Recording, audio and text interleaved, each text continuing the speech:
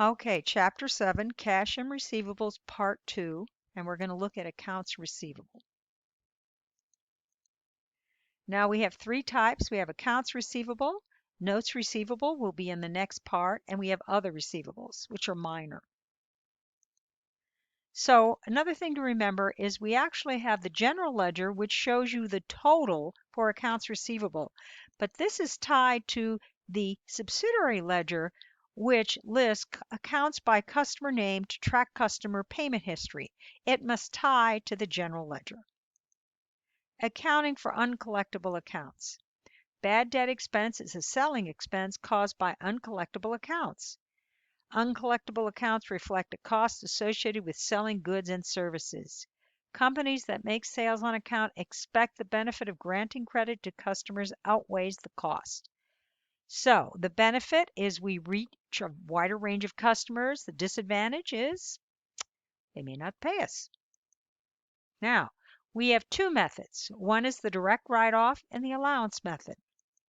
The direct write-off, you write off bad debt only when you figure out that you can't collect. That is not GAAP because it violates the matching principle. The allowance method is a method of accounting for bad debt in which bad debt expense is recorded in the same period as the sale. The allowance method adheres to the matching principle and is therefore required by GAAP. Now let's look at an example using the direct write-off method. So we made sales of $100,000 on 1/1/2021. The customer paid $90,000 a month later, and then the balance sat there. And in June of 2022, we determined that it could not be collected. So we write it off. And if you notice, we're going to debit expense and credit accounts receivable. If you notice, though, we booked the revenue in 2021, and now we're booking the expense in 2022. That violates the matching principle. Then in January of 2023, the client decides they want to do business with us again, so they pay us. So we first have to set up the accounts receivable again, back out the bad debt expense, and then show the payment of the receivable. Remember, regardless of whatever method you use, when a debt that has previously been written off is paid, you must reestablish the accounts receivable and then show the payment regardless of the method used. Again, this method violates GAAP. So now let's look at the allowance method. The allowance method is a method of accounting for bad debt in which bad debt expense is an estimate. The allowance method adheres to the matching principle and is therefore required by GAAP. Under the allowance method, a business uses an adjusting entry at the end of the period to record bad debt. So remember, the allowance method, when you book the expense, it is an estimate.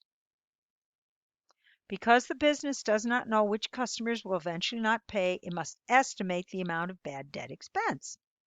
And they do this based on industry averages and their own history. So we have a new account called bad debt expense. And we also set up what we call a contra account called allowance for uncollectibles. It is also an adjunct account. It must follow accounts receivable since accounts receivable has a debit balance.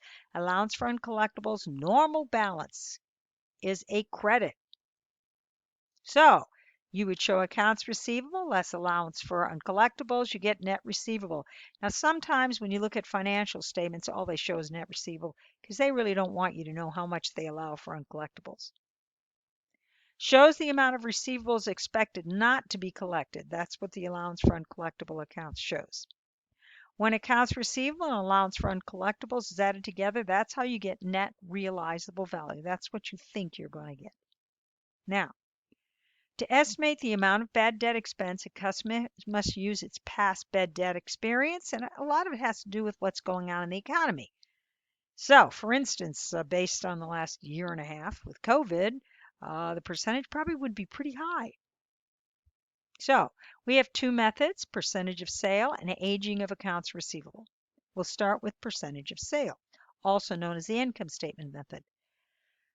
You take the estimated percentage of uncollectibles times the credit sales. Remember, it's credit sales, net credit sales, equals bad debt expense. So now let's look at an example.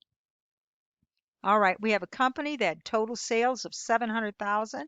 Of that amount, 200,000 was cash and 500,000 was credit. Customers paid us 400,000. We had a beginning balance in accounts receivable of 45,000, and the allowance account had a credit balance of 3,000, and in addition 1,400 was written off during the year. Now what I like to do is T accounts, and I like to start by setting up my balances. So what's the journal to book the sales? Accounts receivable, cash, sales revenue. That goes to our accounts receivable. What do the journal for the cash collections? That also is going to affect our accounts receivable account. What's the journal for the write-off of the bad debt? 1,400. That's going to affect our allowance and our accounts receivable account. When you use the allowance method, when there is a write-off, there is no effect on the income statement. Because why? Allowance for uncollectible and accounts receivable are both on the balance sheet. It hits the income statement when you estimate. So now we have our ending balances, and now let's do our actual estimate. So what is bad debt expense for 2022? Well, we're going to take our credit sales times our percentage. It tells us that's 7,500. This is the easy method. Then we're going to do the journal, which is bad debt expense, allowance for uncollectibles. You notice in this example, we're going to hit the income statement and the balance sheet when the estimate is made.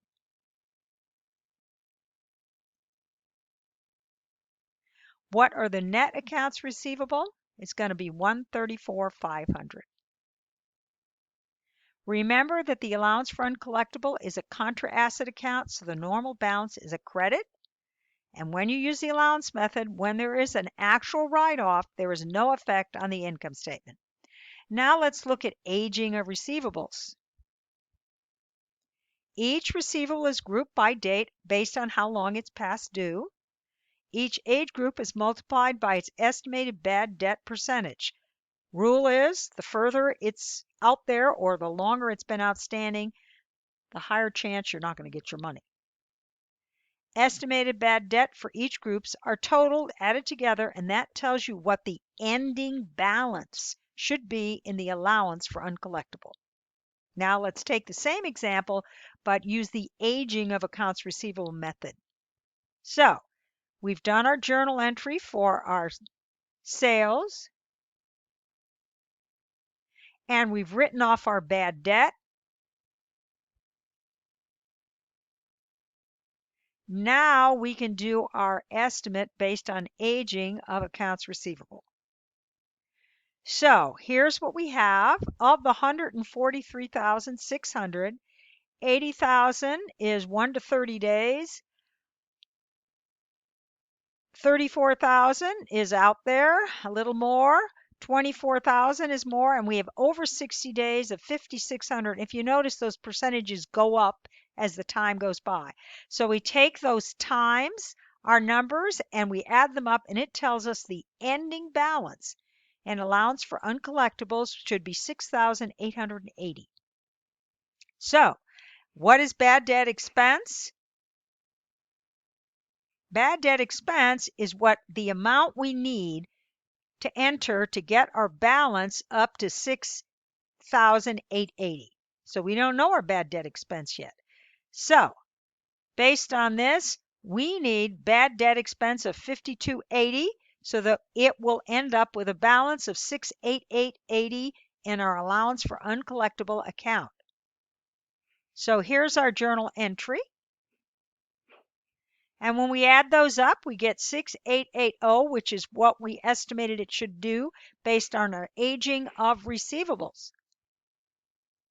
Our net accounts receivable is 136,320. And remember that allowance for uncollectibles, again, is a contra asset account.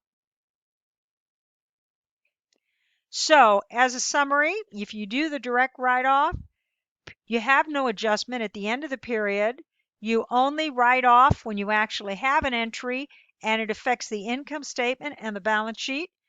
And when you get paid for something that's written off, you still have to reestablish it regardless of the method you use, and then record the payment. Now, when you use allowance method, you're going to have, when you do your estimate is when you book bad debt expense. But when you have a write-off, it's just an adjustment on two balance sheet accounts called the allowance for uncollectible and accounts receivable. And that ends this part.